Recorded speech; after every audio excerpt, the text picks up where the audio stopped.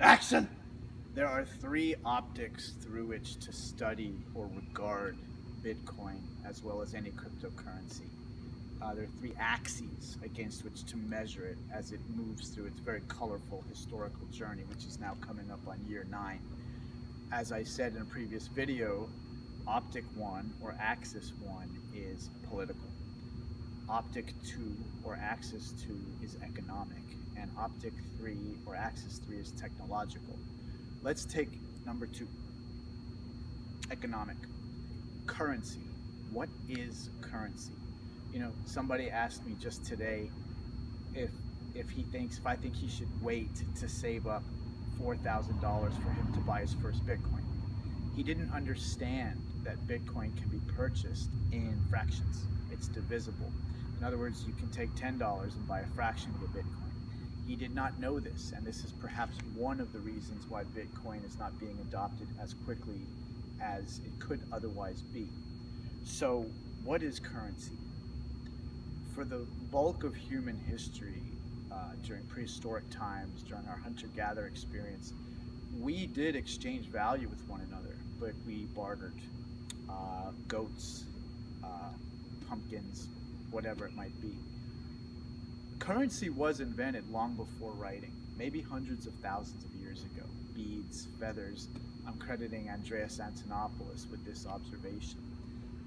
The next jump in currency, however, would be coins. And coins was a huge technological advancement. The Lydians, which is an ancient civilization that inhabited a land that is now where Lebanon is, the Lydians invented coins around 700 BC. And this was the first instance in which value would be exchanged without really attaching something that specific to it. Gold coins could be melted down into the fundamental gold, and you still had some kind of preservation of value. The next jump in currency would occur maybe the 16th century, where we started using fiat currency, paper bills and so forth.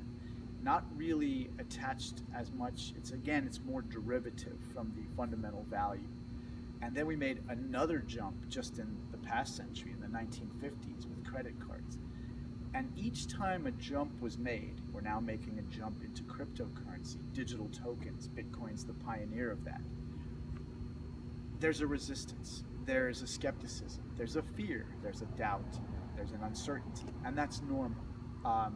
I'm sure that when the Lydians showed up with coins, those who were bartering or using their precious trinkets and beads did not want to part with that medium of exchange.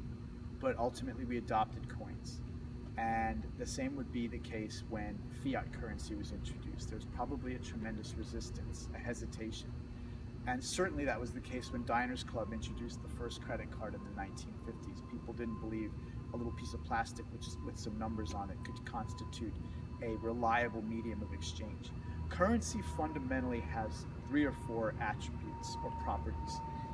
Divisibility, has to be divisible.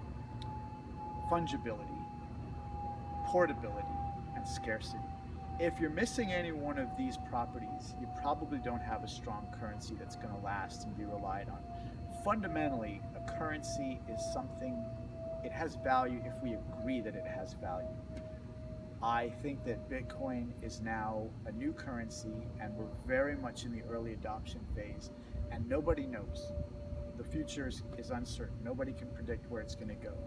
But there are those who are saying that it will replace the dollar, the yen, the euro, that fiat currency as we know it, dollars, euros, will be obsolete in about 10 years, and we'll be using cryptocurrencies instead. On another video, we'll talk about the petrodollar and perhaps why Bitcoin might come into some resistance against the dollar. Can I go now? You're the boss.